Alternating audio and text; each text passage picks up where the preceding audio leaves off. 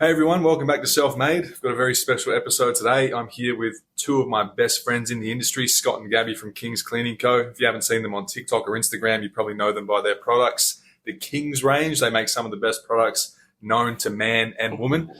The glass cleaner, which is a personal favorite of mine. The stainless steel conditioner, which I love as well. All my staff love it too. The cream cleanser, and of course the probiotics. So welcome. Thanks for coming on the podcast with me, guys. We're in Sydney at the moment. We just did a 3-day water restoration technician course. It was a lot more advanced and complicated than I expected, but it was a lot of fun and we learned a lot of stuff. So we're going to talk a bit about that. We'll talk a bit about our businesses and some exciting stuff that they're doing at the moment. And we'll just have a good chat because we're just three friends catching up, aren't we? Yeah, that's it. Enjoying it. Absolutely. It's been a big 3 days, hasn't it? It has. How do you feel you went in the exam? Oh, hopefully passed, definitely. Let's be real, definitely passed. Yeah, definitely I passed. felt confident as soon as we got into it. As soon as I went through the first 10 questions in like 60 seconds. I was like, this is easy. Yeah, you were racing through it. I was like when I was on page 3, I looked over, you were already on the diagram. I was like, oh no, go back. I'm too ADHD for exams, man. I just have to get through it and get out. Yeah. They stress me out. Yeah, you were good, man. What about you, Gabby? How'd you go? I don't do really too well in exams. You know, I'm hearing all the paper flipping over, Jason. It's like stressful. And it's stressing me out. But no, I take it slow and steady. I don't rush. You passed the last one. Passed the last one. That's all I need. That's all that matters. Pass. Doesn't matter if you get 75 or 95, like me. Pass is a pass. That's it. Pass is a pass. No, you scored pretty high, didn't you, on the last one? Yeah, no, you did. Yeah, you did. You did. She like did. 85. Yes. Yeah, of course.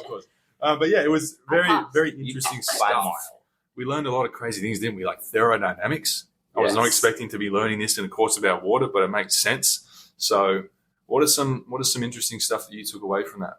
Definitely like vapor pressures and like relative humidity of rooms and like what effects that has on homes. I think like it was really interesting, like just learning about, I know that you were talking about like the cubic meters yesterday, how that equals 1,000 liters. Like going into stuff like that, it was honestly just really in depth. I didn't think it was going to be so much about like water content and volumes and like measurements. I'm not like good at maths personally. So like I found it quite like schoolish. I know that you were saying that. Did you feel it was quite schoolish too? Yeah, it was, especially when the rulers came out and the graph came out and there's all these different formulas. Because for water restoration, you have to know all these formulas and these equations to work out, first of all, how much water is in the room and then what sort of equipment you need and then how much of that equipment you need based on the rating from the manufacturer, how much water there is, the category or the class of the water, and then what to actually do with it. Because you don't want to over dry it, which is the thing. When you're dealing with water, we need to dry it out.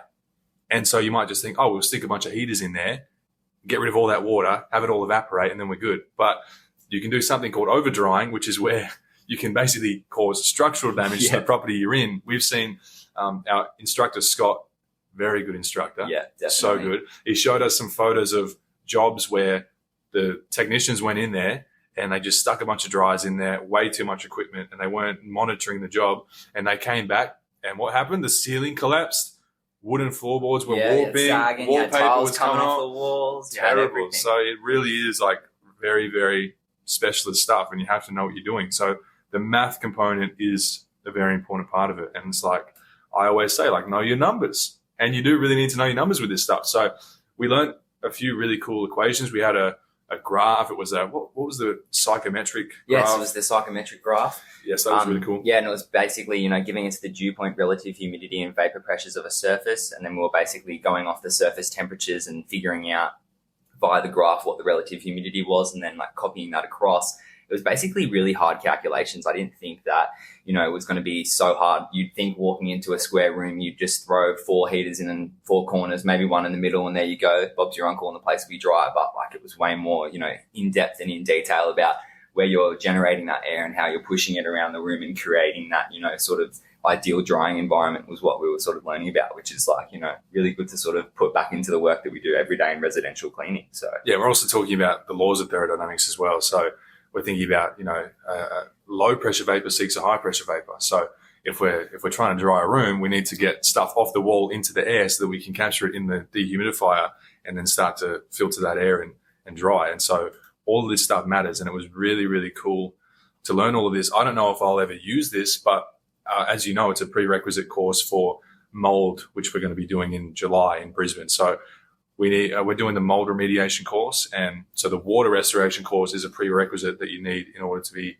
able to be certified for the mold. So that's what I'm really interested in. And I went in there not really thinking much of it, not really knowing if I'd ever do it, but the knowledge I walked away with is so valuable, and I can apply it to so many different areas. Even if I'm just joining a conversation about mold, you need to know all this stuff about relative humidity, vapor pressures, all these different things, because now, before when people ask me that, they're like, why is there mold growing in my bathroom? I'm like, I don't know, it's too wet. Or why is there condensation on my window so badly and it's dripping down? Yeah, but 100%. now we know, like, you can walk into a room, and if you know the room temperature and the relative humidity in that room, then you can figure out what the dew point is. You can figure out when condensation will start. And if there's condensation, there's moisture, which means you can get mold growing. That's it. You're following the laws of how heat runs to cold or cold runs to heat. And that's exactly right. That's how we figure out the condensation points. I think that's really important. And you really did that aspect really, really well. I feel like you picked that stuff up really quick as well. In the test, you were just pumping through the questions of that. Like the law questions on like that third page, it was like, I was slowing down and you were just There was one through. question I really slowed down on. I can't remember which one it was. It was in the first 20 questions or so. And I sat on that question for like 5 minutes. But then every other question, it was like 3 seconds. I wouldn't even read the whole question. I would just answer a lot of them. Was it the one about the ambient temperature outside and how I had to draw? I think that was one of them that I thought about for a second. Yeah. But there was one I really stewed over, and I just decided, like, this is whatever. If I get this one wrong, it's fine, because I feel confident about the rest. Yeah, I think that's important as well. Doing any kind of testing, sort of not to get too stuck up on a question when you're reading it, and kind of move through it and come back to it if you want to sort of figure it out. But it was good. I think we did a good job, and I think, we're going to definitely be using that later on and can apply that in many different circumstances going forward. So yeah, it's like, I just love learning about everything to do with cleaning. And it's like, if I can expand my skill set and my knowledge to the point where I can do really specialist stuff, then I am always going to be an asset in this industry. There's always going to be work for me. I will never be dispensable. There's always going to be stuff for me to do. And so I think something as well that I found interesting was, as house cleaners, we go into a lot of houses where we see dehumidifiers. We'll see them in the kids' bedroom, in the main bedroom, sometimes in the bathroom, all around the house. Air purifiers. Yep, air purifiers as well. And what we learned, which even we were surprised by, is that simply by having a low temperature in a room, your dehumidifier can be completely useless. And so I think Gabby, you were That's saying. exactly right. So Yeah. I live in a valley area, so my room is quite damp. So I knew that my room was quite damp, so we put a dehumidifier on because that's what I had been told. But little did I know that obviously it wasn't really working that effectively. So, opening more windows, getting more ventilation in, it's still working, but now I'm realizing that we're going into winter and the temperature just doesn't make the machine work anymore. And there's no point me actually having that machine in there. And the detrimental effect of that over 3 months is like concerning for me, like being in my house, being around mold. Absolutely. I think like learning about like that dehumidification process and how those systems actually rip moisture from the air, and how important the relative humidity in the room actually has to be, and having, your doors and stuff closed if, outside's more damp than inside. Otherwise, you're just going to be drawing all that moisture in.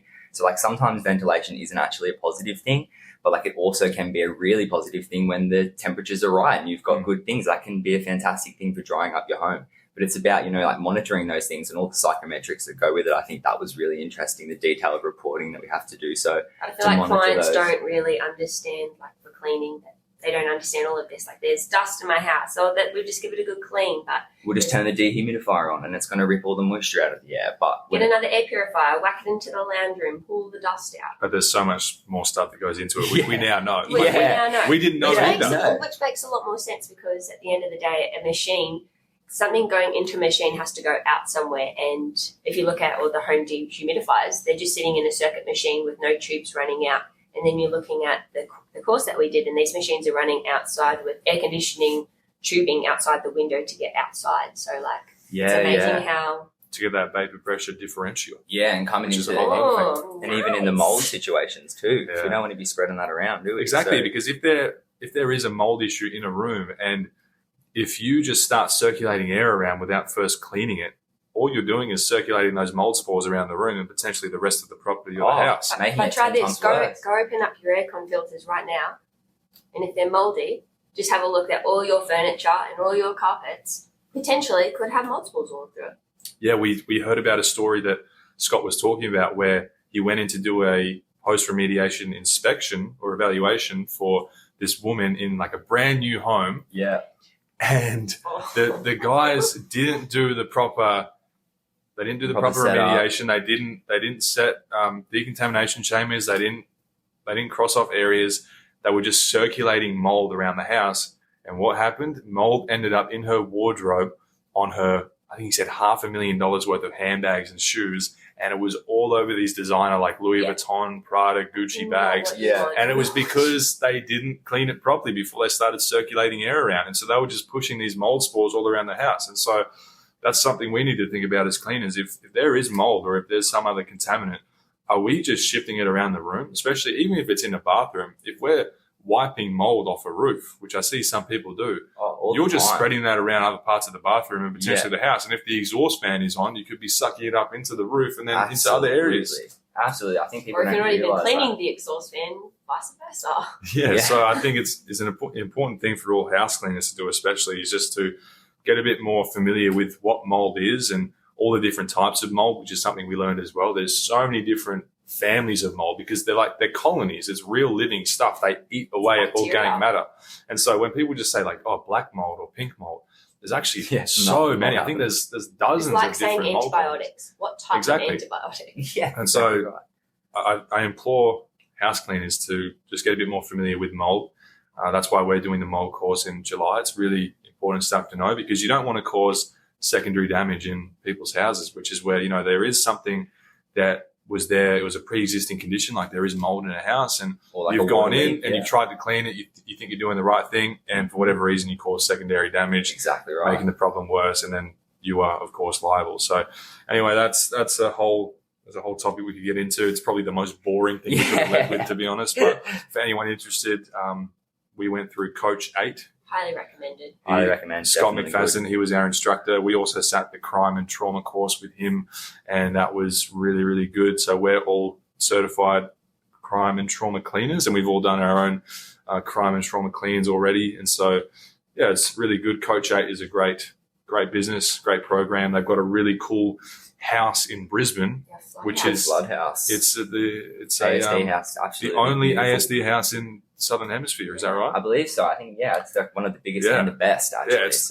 really cool. They've got this house. It's made to look like a house inside a commercial building, and they can flood it. He just turns a hose on. He turns a hose on, leaves it there for 5 hours, floods the whole house on purpose, and then the students and the technicians can go in there and suck all the water out and remediate everything. We did the same thing with the crime and trauma, where he set up all of this fake crime scenes and forensic scenes where there was there was real blood and guts on the bed, on the wall, on the carpets, and then we had to go in there in our full PPE and clean it up. So it was a lot of fun. I think that was a very important part for us as well, to actually do that practical 100% training, because there's really nowhere else in Australia where you can do that. You can actually go in there and clean real blood and guts and dry body parts. proper things and actually get the practical experience that you need, as well as the theoretical.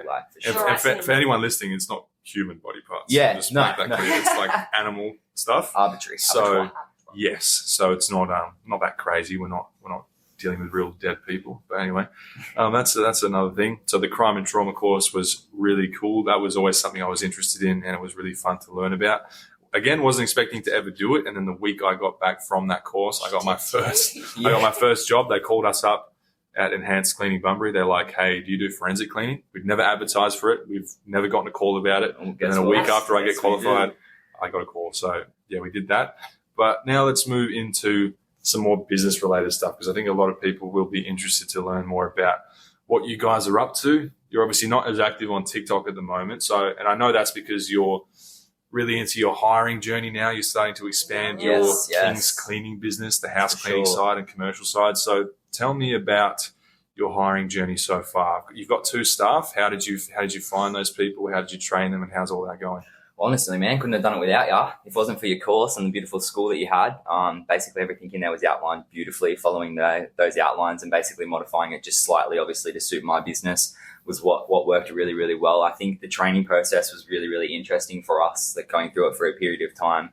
But I think it's honestly just been really kind of shocking, you know, not being on the tools. As you know, we've always been on the tools and working quite hard and physically doing the cleaning ourselves, but sort of stepping away from it in like, you know, a boss side and sort of stepping back and letting other people do what you know, your pride and work. It's a little bit different, but I think it's honestly been eye-opening, and it's definitely an experience that I want to keep doing and keep escalating on. I can see how the profit margins and the time and money is worth it. So I think it's just about, you know, continuing at it, keep hiring, keep that process moving, and then we'll see where we're at in a couple of months. Yeah, it's been like 3 months, I believe, since we've gone down the avenue of like posting the ad on Seek, which I find quite interesting because we've obviously gone down the revenue of hiring before, not the process that we did just then, and we failed. We did not succeed, and we weren't happy to do so. We pretty much made a decision that we weren't going to hire anymore until we got some more confidence back with your course.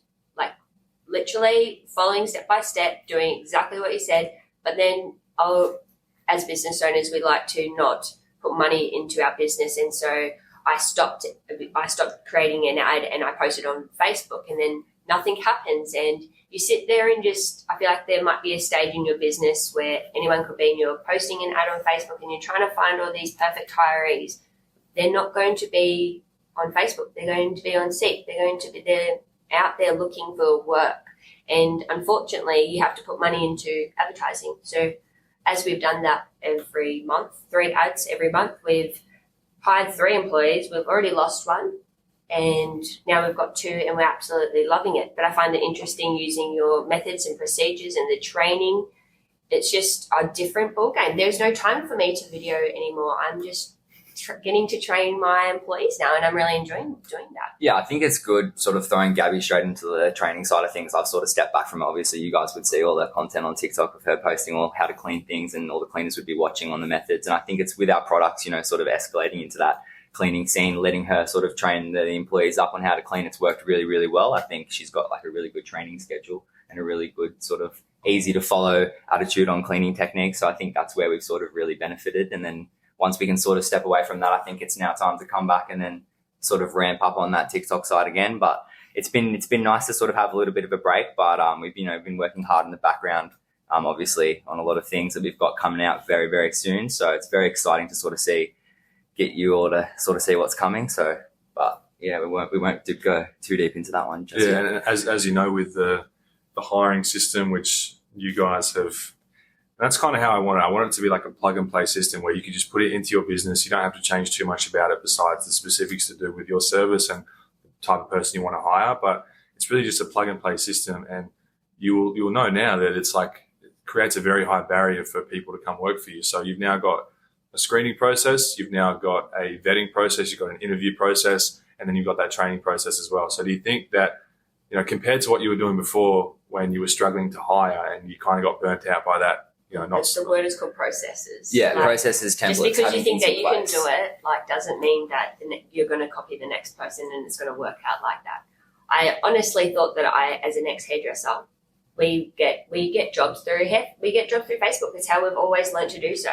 But as a boss now, that's not how you do it. And it's amazing to see the other side. Like, honestly, it's eye-opening. Yeah, and it's not to say, like, Facebook can work, but I really view... It's like 1% though. Like I view Facebook as a good supplement to what all the other it's not stuff that it's you're doing. It's not that it's a negative thing at all. You know, I see a lot of people saying that they can't, like, find the right people to hire. And, like, every time I ask them, so where's your ad? They go, Facebook.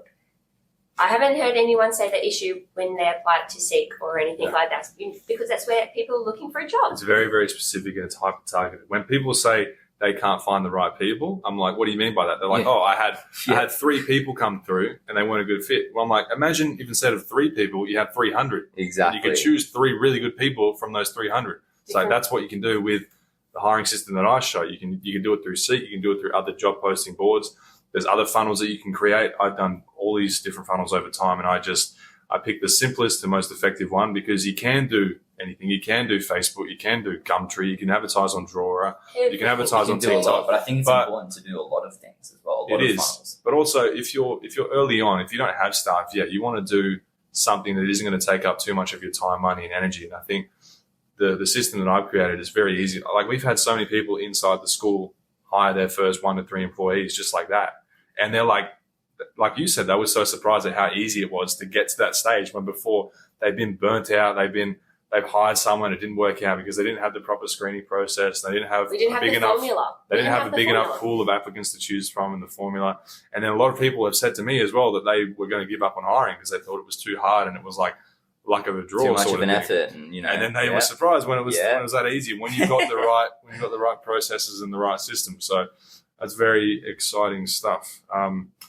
But yeah, what are the main pitfalls you think you have when you tried hiring before when you didn't really have the right process? What would you say it was? I think like the training side of things was sort of always good. I feel like it was just more or less the processes and the main steps and sort of what to look out for an employee in the early stages. Like putting that advertisement on Steak, getting all those applicants in, really broadening up that search base. I think we were sort of, being quite selective early on, where it was more or less what do you want your business to look like? Yeah, who do you want to revolve your business around, and sort of like, because obviously, they're an extension of you. You're only as good as the worst player in your team, right? So like anyone that you hire has got to be just as good as you in my mindset. But, obviously they're not going to be as good as you at the first time. Like we've been cleaning for a long period of time. So it's about, giving them the knowledge and all the skills that you possibly can to make them as best as possible. And I think, as a hiring pitfall, I didn't quite realize, you can sort of open that margin up with more people than you possibly thought before. You're being, a little bit closed off, probably overthinking it a little bit too much. Just sort of dive into it, trust yourself, and you'll be able to do it. You think it's like your son or your daughter going to school. You've just got to give them everything possible for them. But it doesn't work like that, unfortunately. They've got to go through the whole school journey to get to the end, right? Yeah, and it's like what you said. It can be as simple as just not having enough applicants because you don't have a big enough pool of people to choose from. If you've only got 3 people, one of them might be great. One of them might be the perfect one. But there's a very low be. chance. And then exactly. You have to make a decision as a boss. Did I just waste some time? What direction do I need to go down now? But I feel like that's where everyone gets stuck and doesn't change their direction or change anything. And they're like, I can't hire. Yeah. It has a really counterintuitive effect where it's like, you would think that having 3 applicants as opposed to 300 would mean less time spent on hiring someone. But it's actually the complete opposite. You will spend less time hiring 3 good people after going through 300 applicants than trying to make it work with just 3 random people. Oh, it's like chances, right? People always say quality over quantity. I want quality and quantity. I say the same thing about my leads. We've had 1,500 quotes in the last year. That's an average of about, 5 quotes a day. Yeah. Which is pretty insane. Yeah. We don't have 1,500 clients. That's right. We're selective with our clients just as much as we are with staff. And so I always say I want quality and quantity. I want to be able to pick from 500 applicants a month. I want to be able to pick from 300 quotes a month because we want the best staff and we want the best customers to clean for. Creates that virtuous cycle where we have great customers that our staff love cleaning for, and then our customers love having those staff come and clean for them, which is why we have such a great business. Even with nearly 40 staff now, we've got such great feedback, really great ratings. Our staff retention rate has gone all the way up because, again, I saw a problem, I identified that, created a system and a workaround to make sure that doesn't happen again. With our level up system, I don't know if I talked about that on the podcast, but you guys have seen that in my school. So that's something I implemented a few months back, and it's already showing great results. So it really is just a knowledge barrier. Most people just don't know what to do. They don't know how to do it, and they don't know the proper systems and frameworks and processes to use. And so, I don't really push it much on here, but if anyone wants to join, I know there's a lot of people on the fence. People are DMing me all the time, like, hey, can you call me and can I ask you a few questions about the school? I don't really do that. I don't try to do like sales calls. I don't try to sell people on that. Like, as you guys know, I kind of just go in there and I post courses. I don't really hold anything consistently back. I pull down the curtain behind everything I do. Like I don't hold anything back with the courses. And so, if anyone's on the fence, take it from Scott and Gabby. They've hired their first 2 employees. They're now starting to scale their business, and it's all because they just spent like 15 minutes watching a course on how to hire. That's all it took for them. They didn't know. Simple. They didn't know the process. They learned it from someone who failed for 2 years trying to get the hiring right and spent all kinds of money and time, and now they can just replicate it without having to fail as much as I did. I feel like I love that the way that you said that. I feel like the way that you've just put everything is just mind-blowing. Exactly what you said. You've gone through all of this, and there's anyone that's listening and you're, I'm not sure. If you want to hire, this course is for you. End of conversation. Like, I can hire, you can hire. And it's not only that, it's not only just hiring though, it's general scaling of your business, getting processes in place and sort of, starting to actually look at things correctly. I I think it's Your more about numbers. Like, you shouldn't, if we don't some know of your numbers, numbers let's not even worry about We've this. got all kinds of stuff. There's a course on how to start. There's a course on how to hire. There's a course on how to get customers. We're in there. There's You can free, ask there's any free questions you want. spreadsheets. There's spreadsheets you can download and templates for like profit trackers and all sorts of stuff. And then there's a live Q&A I do every week. And so there's all these different aspects of the community. It's like it's There's a bunch of everything people in geared there as towards well, helping you commenting. start, grow, and scale a business. And so if you want to get in there, you should. I'm not going to try to sell you on it because I don't make a lot of money from You it. don't need to. You don't need My to, main business makes me all the money, and to be honest, I don't need to be trying to push this school. There They are some coaches out there who rely on their income from coaching. I am not one of those people, and nor do I want to be. I want to build my main business up because that is the most sustainable thing. It's going to be what's going to feed me long term, and the coaching is just something I enjoy. I spend a couple of hours a week doing it, and I get to help a lot of people, and I get a lot of great feedback. And they're very It's really good. They're very detailed courses too, so you've obviously put time and effort into them. Detailed and simple. I think it's detailed and simple, but I think it's important, for people thinking out there like, oh, I was going to get some little crappy 2-page course. It's not a crappy 2-page course. It's genuinely in depth and time's been put into it. I think it's important to think about, when you're making an investment in your business, it's obviously got to be a good one. And if you're going to do it, you want it to be a solid investment. You don't want to make a crappy investment because that's not going to last long. Method, and this is it. My mindset before I started is I want this to be the Netflix for cleaners, where you can go in any stage of the journey and you just find a course that is relevant to you at your current position, your current spot in your journey. And so anyone at any point can join and get some value out of it. So that felt like one whole big ad on my course. It's not what it was meant to be, but I wanted to talk Wasn't about that at all. It's more or less saying that we can hire. We hire guys. Exactly. That's amazing. You're now bosses. We're now bosses, and it allows you to step back from your business, and look at it in a different eye. I think for everyone that's out there genuinely working in their business, debating the decision, it will open your eyes up. So, and it's how you can, you don't really have a business until you have these people. You don't have a business in cleaning until you have a team, because that allows you to step back. That's why I'm able to just book a flight to Sydney and stay in Sydney for 2 weeks. I haven't done any work in 2 weeks. I've got 40 staff. I've got 4 admin and management staff. I haven't touched my computer since I got here. I've been here a week now. Living the life, mate. And so that's what these things will do for you. That's what these systems, that's what these processes can do. It opens your business up to a whole new world of opportunity. So that is really amazing to see. I love that I'm able to help people. I've helped a bunch of people in that school hire, and it's just great. Like, I think there's a lot of good questions. Everyone's getting stuff from it. Even we're getting stuff from it. We've seen people just, people are chucking commercial questions. There's a lot of coaches out there, as you were saying before, there's a lot of coaches out there that are saying, do this, do that. And it's amazing how many people can get taken down the wrong path of what direction they want to go to. And more or less, I want to take my hat off to you in regarding to, like, you're saying that you're not going to push in regarding to coaching and all of that, yet you're the most motivating one for all of us right now, because you're not doing that. Like, you're looking at your business, and that to us is like, wow, the proof is in the pudding. Look at the business, look at there, and yet in his spare time he's talking to us. Like, just remember that. Like, he's giving us the help, he's giving us the feedback. He's not sitting there growing into his business because he's done that. Now he's passing on the knowledge, and I appreciate that. Like, you are a coach. That's all we're doing. I love it. You are a coach, but you're doing it in a really good way. I appreciate that, guys. It's very nice of you to say. Man. I'm very transparent with that too. I'm like, my main business is my main business. Not many people I'm like, you guys are my second priority. My business is my first priority. Well, as it is with everyone, right? Most people just aren't going to be the first to say that. So it is a whole other thing. It's finding the right coach, finding the right mentor is tough. I've gone through 3 mentors recently. It's like a relationship. Don't stick to one. It may not work out, but if the one works, stick with it. And build upon that. Exactly. Like, I had a mentor who I thought was going to be great.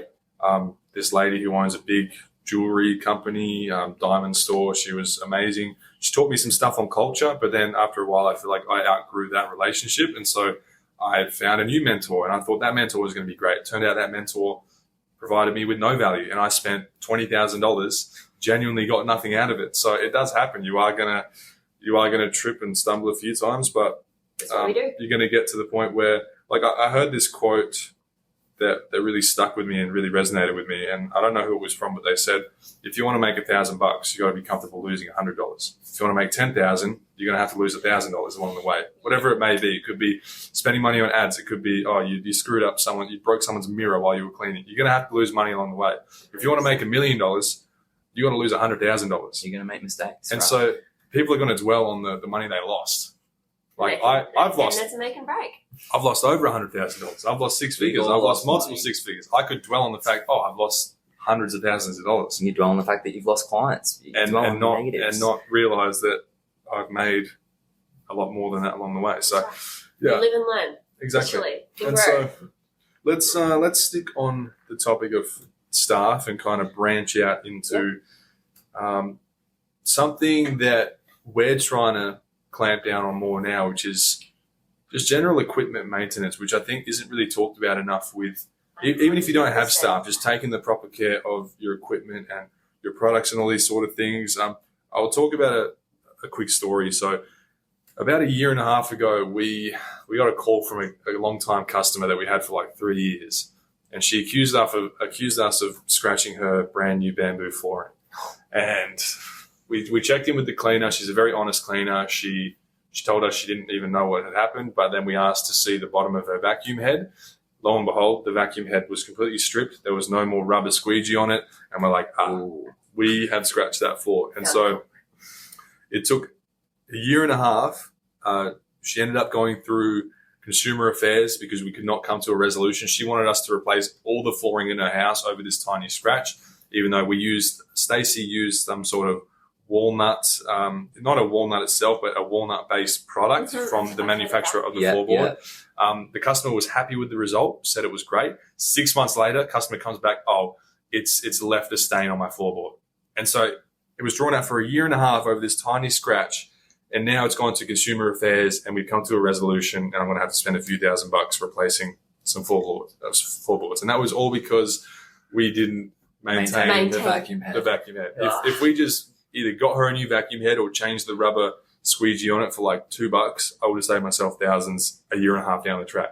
And so I think that's a big problem in the industry now. For people that have staff, definitely, but even just for people that don't, is that people just aren't taking proper care of their equipment and they're not disinfecting their rags and their mop heads and all sorts of stuff. So what are some things, and we learned about this in the course as well, like there's water restoration technicians going into jobs and using dehumidifiers that don't even work because they're not doing the proper care and maintenance. So they're like a big machine and they've got all the mechanics inside it and they've just got like a plastic shell over it. And you can lift the plastic shell up and vacuum all the dirt and grossness, but no one looks at the reading manual book and says, cleaning machine. This is how to do so. It's exactly right. It's like it comes back to like the HEPA filters inside of your vacuum, all the consumables that you have and everything. You need to make sure that you're replacing them and maintaining them and cleaning them. They're replaceable for a reason. Exactly. Like they're consumable items for a reason, right? So that we can replace them, clean them, and keep it going. It comes to like there's going to be things that you obviously are going to use and then maybe throw out. It might be some brushes in the bathroom, depending on what you're cleaning. But in similar situations, like when we had the water restoration, we heard of stories of people going into sewage jobs and cleaning sewage and then going into another job and cleaning it with the same pipe all covered. So I think it's, even in that situation, it's why cleaning your equipment is so important. You need to make sure that you disinfect everything and your hoses are clean, your pipes are clean. You don't know what you're vacuuming up at the end of the day. You're sitting there saying that you clean and maintain your pipes and your vacuums, but do you do it properly? Exactly. Like you're just vacuuming multiples from one house going to the next. Thanks for transferring Sharing it to Mary Jones's house. Yeah, even with your vacuum pipes, if you just take those black hoses off your vacuum every now and then, put some disinfectant in them, run them under a bath tap, just clean those out every now and then. Now all of a sudden you've got a nice, clean, disinfected vacuum and you can go into the next person's house. But most people, they won't clean their vacuum for years. I acquired a cleaning business about 2 years ago, a small business from a guy who was retiring. He had 5 staff, like 30 clients. And as part of that deal, I got all of his vacuums. Some of these vacuums were 20 years old and they had not been cleaned in 20 years. I've got some of the original pack vacs ever. I'm gonna like put them in like a museum. Encase them. Put them in preservation I've got like one of the first pack vacs ever made. And it has never been cleaned. And you should see the state of this thing. And he was going into all of these commercial buildings. Like he was cleaning an airport. Using equipment like this. Imagine what he's sucked up in those vacuums. And I was mortified. So this taught me 2 things. It taught me that one, even the biggest cleaning businesses around are terrible. So the bar is that low that if you just come in and do the bare minimum and do things slightly better than the other guys, which isn't hard, you'll do well. You'll find success. And 2, we need to be taking better care of our equipment because we don't want to end up like that. And if we're going into, especially people's houses, they don't know where our stuff is being. And 100%. so They Especially if you- start thinking it though. Yeah, people think about it. Don't be stupid. That client's looking at your dirty mop when you go to the next house or your vacuum bag that you haven't changed. I think that's why it's important to, keep that hygiene up and maintain things when you. even if your mop isn't, if it is completely sanitary and hygienic, even if it looks dirty, you need to throw it out. We need to think about the perception that our customers have of us. If we're walking in with hair in the vacuum bag, if the mop is brown or stained blue from whatever reason. How about this? When you go just into the replace it. dentist, would you like them to pull out a little utensil from the cupboard and put it into your mouth, or would you like it to come from Plastic a bag. sterile bag? Exactly. And I think that's where we need to just remember what you would like to look like from the customer side. That reminds me, every time I buy new mop heads, I always make a big deal of like walking into the customer's house and And opening it in front of the client, like you just rattle the That was pretty plastic much just what to I make was sure. trying to say. The week before I flew to Sydney, I had 3 new staff in Perth, and I bought 3 new vacuums, new mops, new heads, everything. I made a massive deal out of going to the customer's house and like carrying the brand new vacuum in there and the brand new mop heads and opening them all up in front of the customer. And I was like, oh yeah, you got brand new mop heads today. Oh, I'm giving her a brand new vacuum. And you could see the customer's like, oh wow, okay, cool. Yeah, holy moly. Compared Yeah, to the honestly. other vacuum that I just saw. Oh, it happens all the time.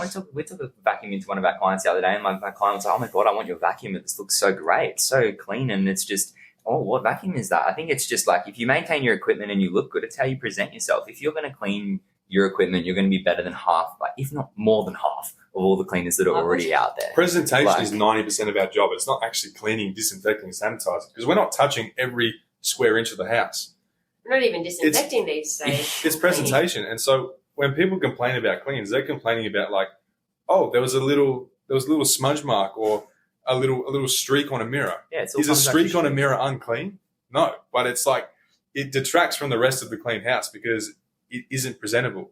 And so if we're walking into people's houses trying to make the place presentable using unpresentable equipment and cloths and rags and all these sorts of things, and we're walking in without a uniform or with a dirty uniform or a stained uniform, 100%. these are all things that the customer's thinking about. These are psychological things that the customer's thinking about. This customer's going to be thinking these cloths aren't folded. This person's not organised. He's not going to be thinking when he's cleaning my expensive bench. He's not. Yeah, and when they're paying expensive prices and they think, oh, this guy's just walked in with a plastic bucket with a white mop that is now black in my house. It's like, I'm not sure how I feel about that. It's like a lot of the time the psychological changes that we make in the business can far outweigh any logical changes. Like I like that. I read, I think it was one of Alex Hormozzi's books. He talks about in an elevator, a lot of people complained, back in the day that elevators were so slow. And so logically, how do you change that? Well, you make the elevator faster. You make the trip shorter so people complain less about time. What they did was they added mirrors into elevators. So now people are like, oh, they're looking at themselves, they're looking at other people, they're checking themselves out. It's taking their mind off the fact that the elevator is slow. So that is a psychological change. Yeah. It's amazing that. Instead of a logical change, but they get the same result. Yeah, so for 100%. us, psychological differences we can have, we can just come in looking better. We can just speak better. We can have better looking equipment. It is a lot of that. I feel like not enough people talk about that. Even just walking in to a quote with a clipboard, even if there's nothing on your clipboard, just walking in with it has a big psychological impact on the situation. So having a clean top, making sure your stuff's branded perfectly. Like it's all about how you present yourself at the end of the day. That's the first impressions are everything in life. That's what you learn. and that's what you Scott and Gabby, you do very well, is the presentation of your whole business. And even the products you have, everything just looks so amazing. You're very meticulous in your processes. I know you document things very well. I know you're very on the ball there, and it translates into the cleaning you do. I know you clean way more meticulously than I do. I know that for a fact. You spend a lot of time on cleans. You do a lot. You do very, very good work. And I think you're very congruent in all areas of your business. And if I can see that, then, sure as hell your customers are seeing that as well. Yeah, thank you. I think that's very, it's very important. You want to look, you want to look how you present yourself at the end of the day, and it's not like you're trying to, you're not faking how you're looking. You're providing a service to a customer. So if you were having this done on your house, how would you want it done? Like, at the end of the day, that's all I think. I think even when we go into clients, like we had a conversation with you, how the commercial customer ended up hugging me the other day at the end of a quote. I think it's sometimes how you talk and present yourself in conversations to, relate to that person. You have to tone match. You have to have conversations that the client wants to have, that they're worried about. Find their issues. You're there to solve their problem at the end of the day. And I think that's where, turning up and looking good helps. Yeah, turning up and looking good helps a lot. Because it makes them feel reassured that you've got this. Exactly. It's a big part of the job. I think it's why I did well, even though I was young and didn't really know what I was doing. I was just so anal about making everything look good. Yeah, I was walking in with my hair done, like my uniform, my collar done up, my buttons done. I walked in there with a clipboard. And even though I was this naive 18-year-old that had never done this before, people could see the effort I was going to. And then look at your website. And look at my website. All of these things. And the website's it's just all presentation. Just an extension of yourself. A website is really just an online brochure. It's just a business card that people look at. Exactly. There isn't a lot of utility in a website. If someone wants to book with you, they're going to call you. Yeah. They don't need a booking form. It is good to give people more options to buy, but a lot of the time they just want to check you out and get a feel for you. And so the website does a great job of that. And it's just another psychological thing. 100%. So I think it's not really talked about enough. And we need to make more of an effort to present better in every area of the business. The cleans need to present better. The cleaners need to present better. You need to walk in there looking good. Your car needs to look good as well. If you're pulling up to a customer's house, your car is filthy. In their head, they're like, why is this person coming in to clean my house? All of these things matter. And so I think it's very important. But even back to what we were talking about with the proper equipment maintenance, again, something I don't see being talked about enough. Even I'm guilty of it. With 40 staff, it was. I think we've all been guilty in our lives. I think we all. So from this day forward? This day forward, we just be 1% better every day. Absolutely. Maybe we just start with checking vacuum heads once a week instead of never. Yeah. That's an improvement. Structure. Maybe we start cleaning out the vacuum hoses once a month. That's better than never. Start documenting your filter changes. We throw brushes out and replace them. We throw scourers out that are old and worn. Exactly. Don't take an old worn scourer into someone's house. It doesn't have to be that complicated. And if you're doing it now and you feel a bit guilty of it, that's okay. Yeah, you're raising your hand. Don't lie. Yeah. I'll always be the first to admit when I am in the wrong. It's and I've done a lot of wrong things in my business. I've failed a lot of times. And that's okay. That's the best way to learn. The best way to learn is by failing. The next best way is to learn by someone who has already failed. Exactly right. This is why If I could have learned all of the stuff I know from someone who had already done it, I would have done that because I would have circumvented all the money and time I lost. But we are here for a reason. Everything happens for a reason, and so that's I'm happy with where I'm at. I'm happy. And it led me to meeting you guys as well. Hey, it's been over a year now. Been over a year. Wow.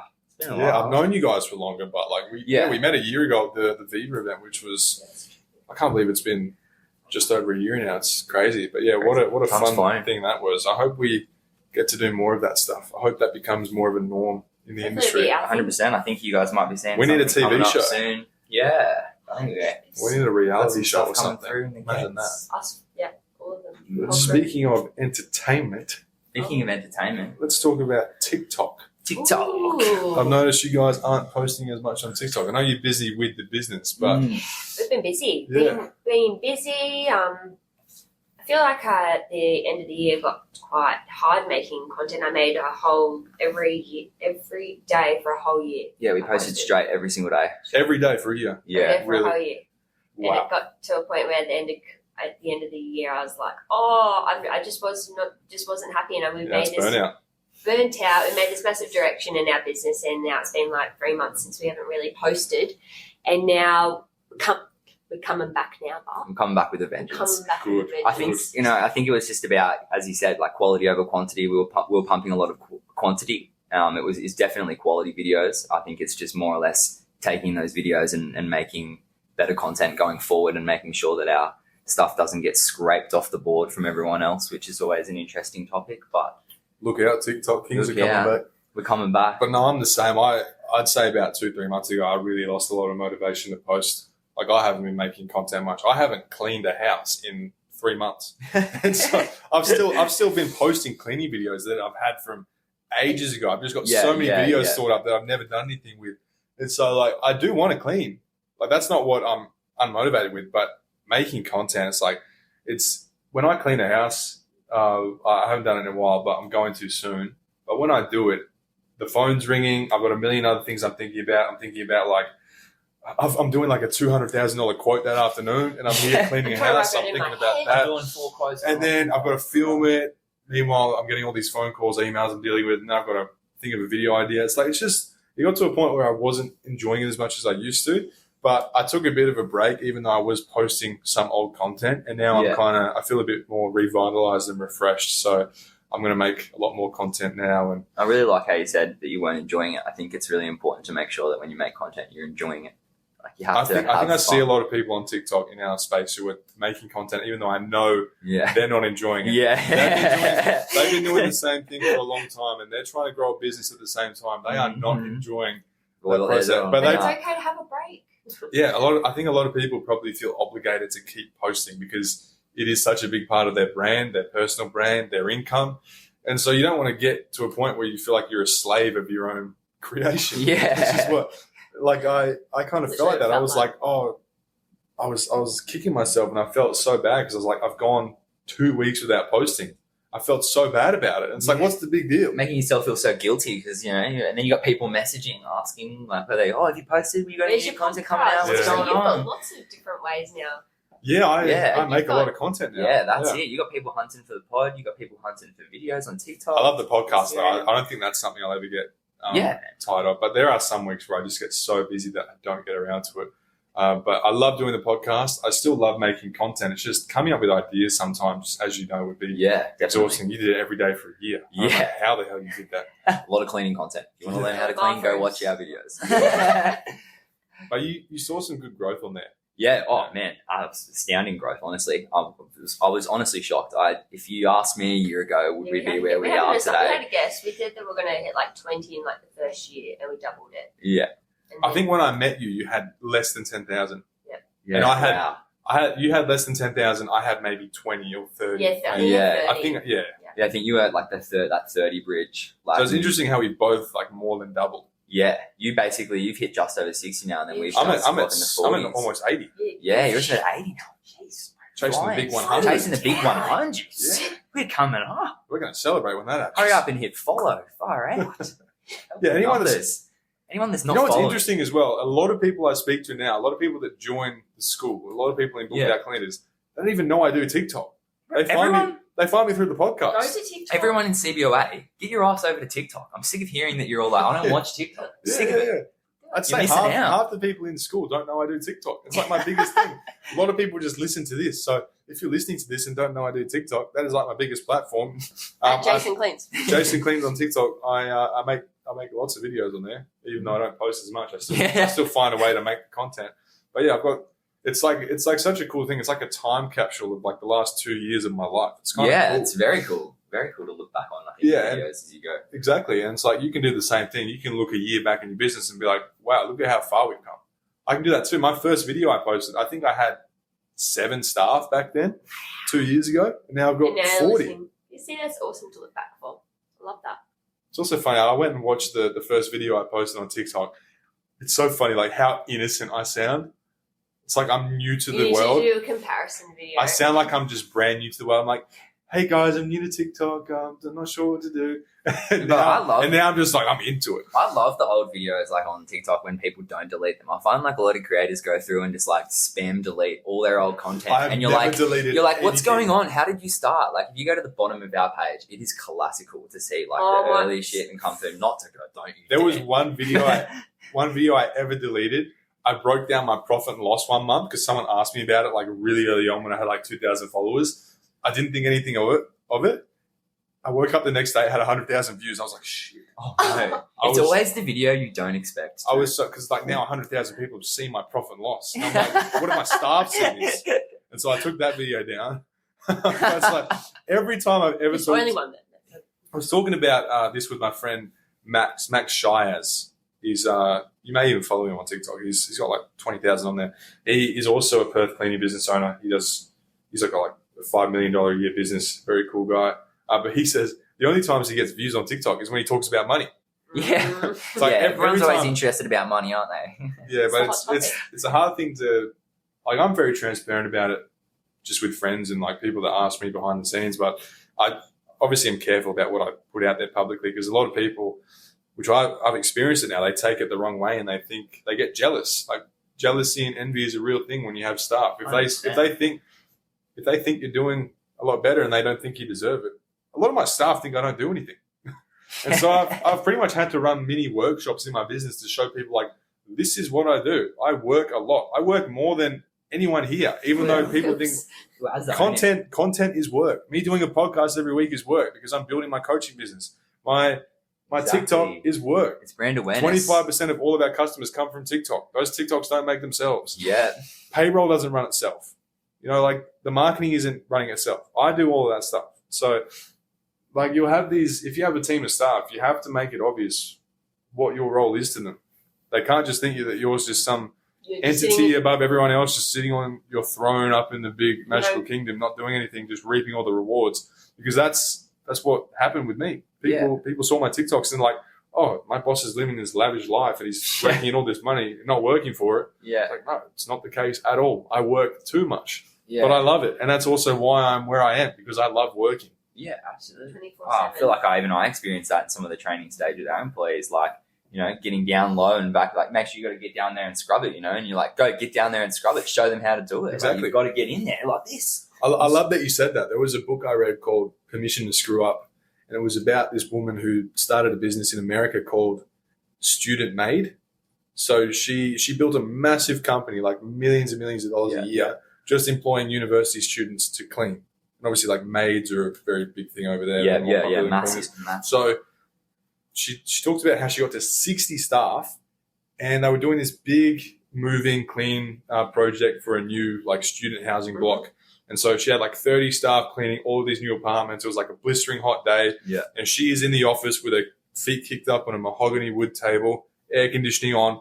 Meanwhile, her staff are in there like cleaning moldy fridges, cleaning the grossest things because they got like a whole new cohort of students coming in. Yeah. And she said all of a sudden her staff started piling into her office and they were getting pissed off because they see her just kicking her feet up on there, not doing anything and just raking in the rewards. Yeah. And it's like, well, what are you doing?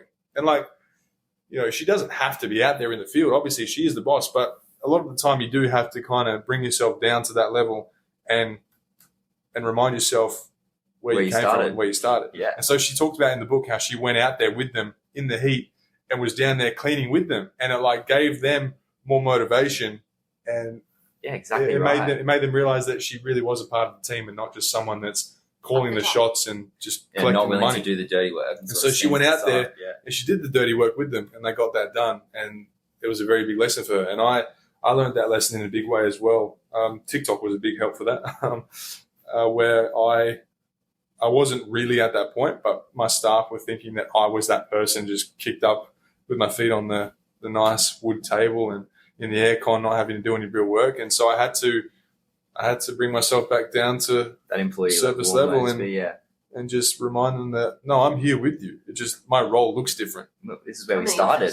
You wouldn't have gotten to this point if you didn't start cleaning bathrooms, cleaning houses like you did at the beginning, just like we cleaned bathrooms. And to be honest, I would love to just do nothing but clean. It's the easiest thing. It for is, me, isn't it? Isn't it enjoyable though? Cleaning is the easiest thing for me. I hate having to think about stuff. It's like this.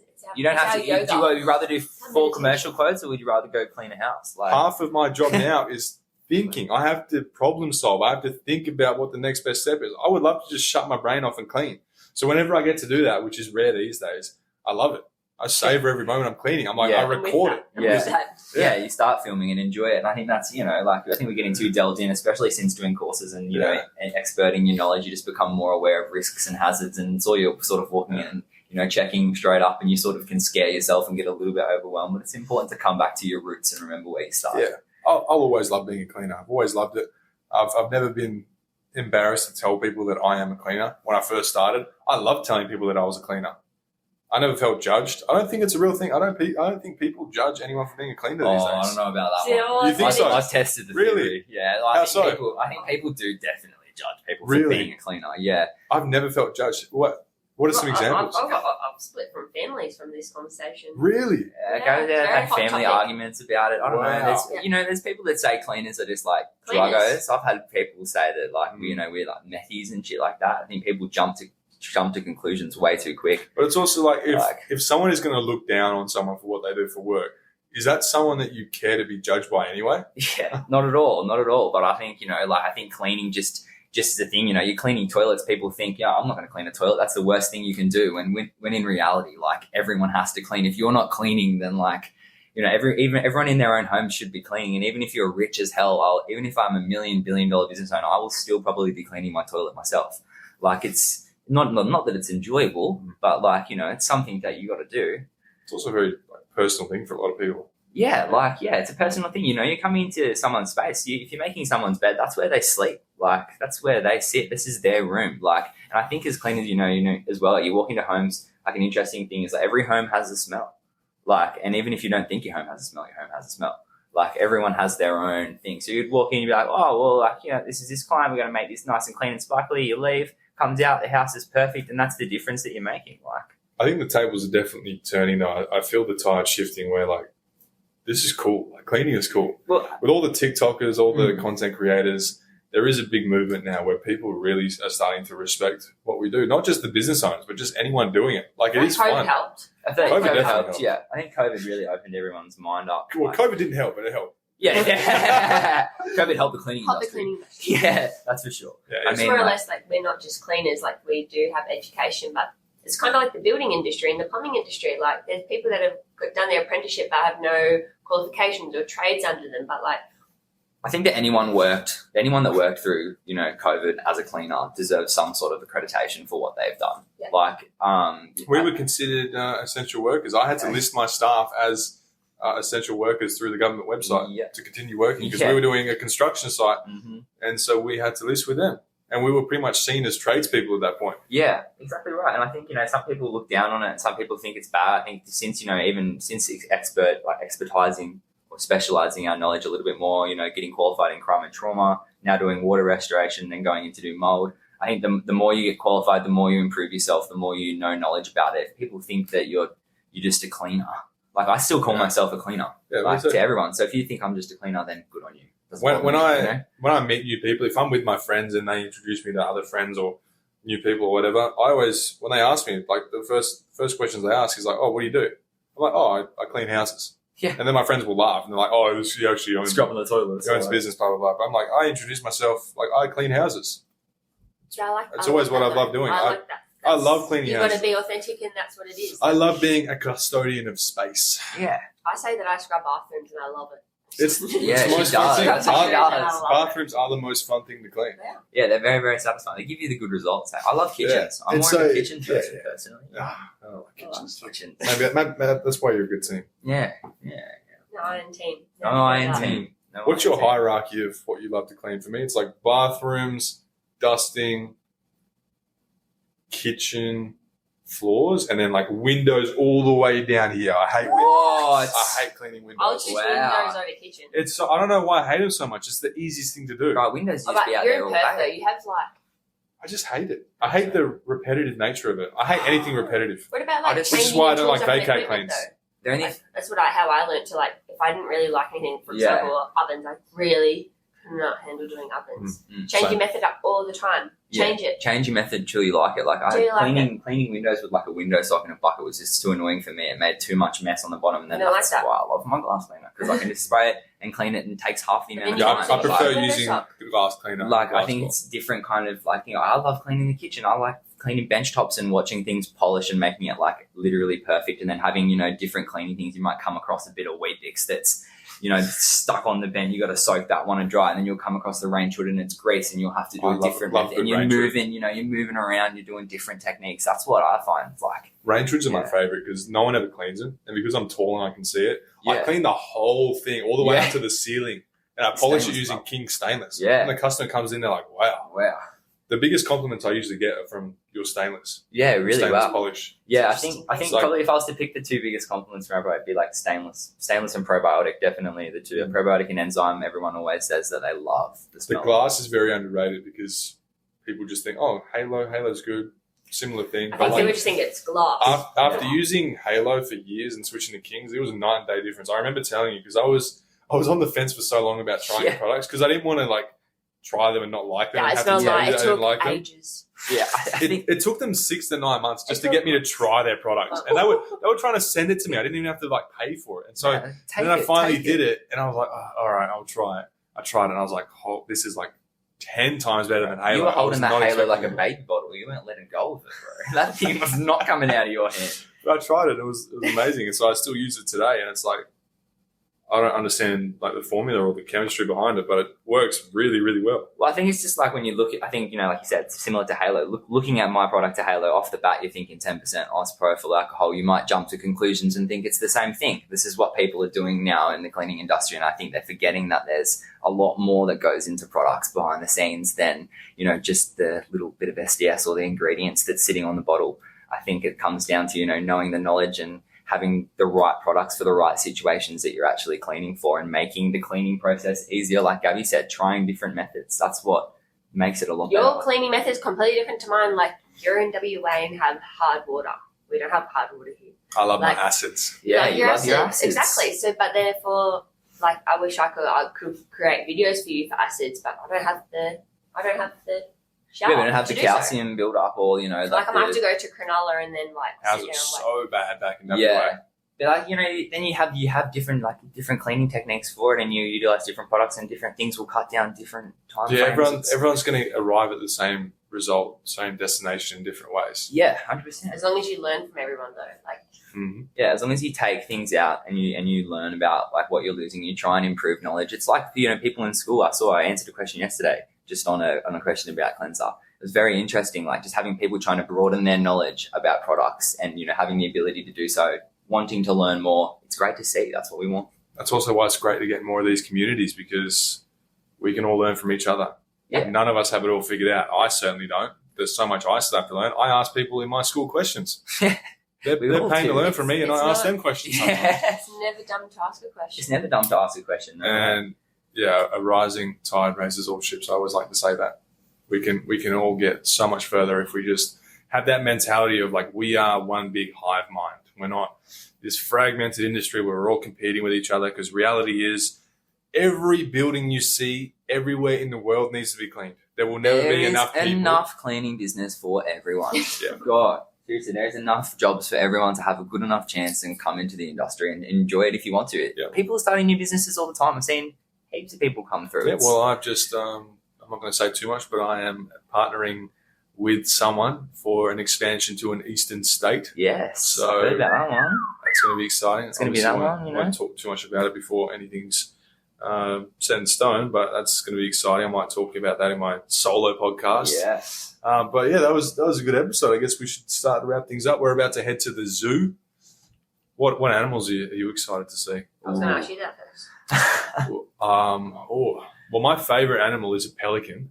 Pelican. Yeah, I'm sure they have Have you pelicans ever at the caught zoo. one? Have you ever hand caught a pelican? I went to the entrance in New South You Wales. should have just said that to us. We could have taken you to a pelican farm. How far do you live from the entrance? Is that The entrance. that's is like not Central that way. Coast? We got Yeah. Megan. That's I up. went there. I went there and took a photo with like 7 pelicans by my side.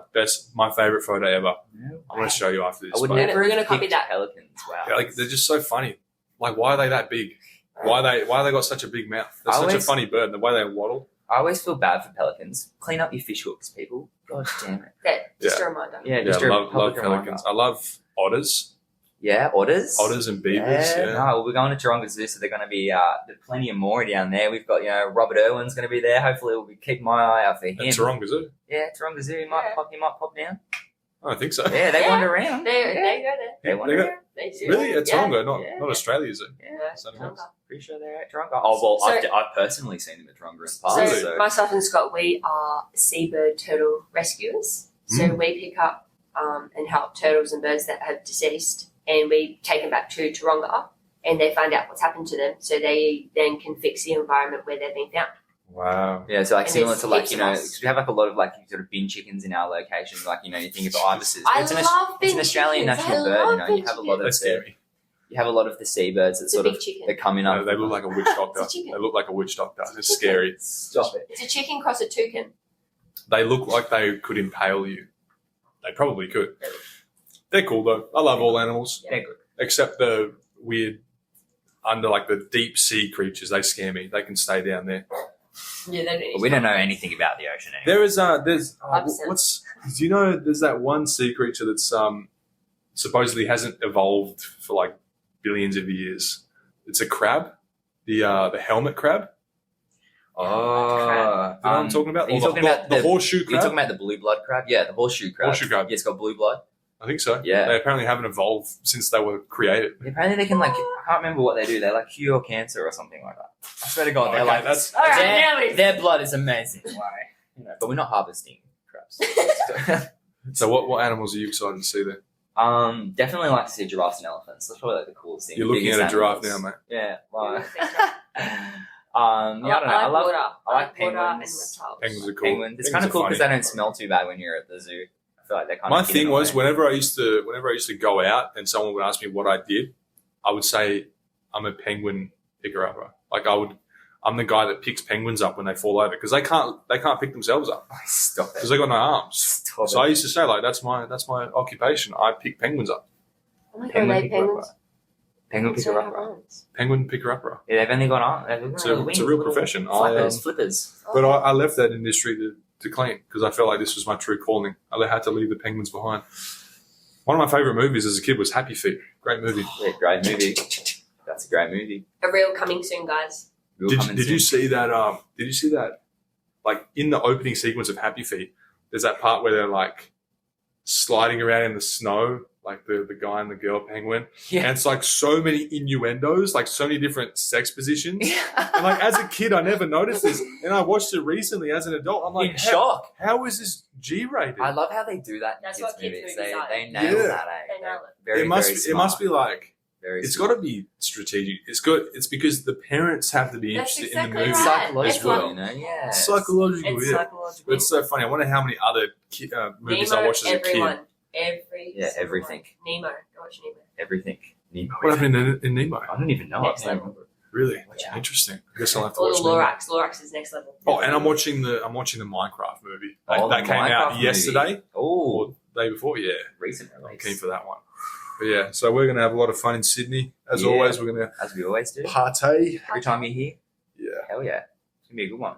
you Thank you for guys are coming the down, best. Thanks for hopping on the pod. I know this Thanks has for been having a us. Anytime. Thanks for having long us. time coming. Yeah. I'm just so bad at organising podcasts because I'm busy and you guys are as well. And Mate, I don't know that's how what to do happens. this. Here. You guys can't see this in real life, but we have a lamp. It's like Yeah. it's like this weird 3-point Puppetry. lamp. It's like sticking up in the air, and we've got the microphone on the top of the lamp. Gabby's sitting on a stool. Scott's sitting on some We're chair. all I'm crowded sitting on in. an We're all office chair. crowded in. We're nice and close. In We're my making it in my work. hotel room here in Sydney. Gabby's taking a video of it now. Show them this this microphone setup. This is just horrendous, Let but you it's guys know. working. So It's working. Hopefully it sounded perfectly for you all. imagine we just recorded all that and nothing Oh, went through. That would be the worst. that retake. We'll do it again, won't we? I've actually done that a few times. You know what? I've recorded a No, half an it hour. goes Should we down. just do that right now? Yeah, I've recorded a half an hour podcast and realized I wasn't recording at all, or my mic was turned off. Instead of thinking like, "Oh, I've just wasted half an hour," I'm like, "Oh, Free warm up V2, I'll just do it better than I did before. Yeah. It's going to be so much more polished." and more detail. I always think like that. You always got to be a glass half full kind of guy. All Everything go. happens Manos for cool. a reason. Manos Oh, cool. big Manos. We love Manos. All right, well, we're going to head to the zoo. Gabby and Scott, thanks so much for coming on the podcast. King's Cleaning Co. Check them out on TikTok, Instagram. They have the best cleaning products in the world. You're going to see them everywhere in a few years. They've also got a great cleaning business. They do house cleaning, office cleaning. I don't know why I said that. No one listening to this would need a house or office cleaner because you are them. Yes, But you do. If that's you're what in they do. Sydney and you need any type of cleaning, we are the best. And So, if you want the best cleaning products, you know where to go. Yeah. King's Cleaning Co. products, or if you want That's services, your new slogan. If you want the best products, King's We you are know the where to best. go. We're King's number Cleaning one. Co. We're number we're one. number one. So King's I where it's use at. them. A lot of people I know use them. They are the best. They're a great product. They're run by two great people, two great minds, and I'm excited to see where you guys take it. So again, thanks so much for hopping on the pod. Oh, thanks for having us. Thanks for having us. Thanks for the Sydney hospitality, and Yeah, we are now going to always. go check out some animals. Let's do it.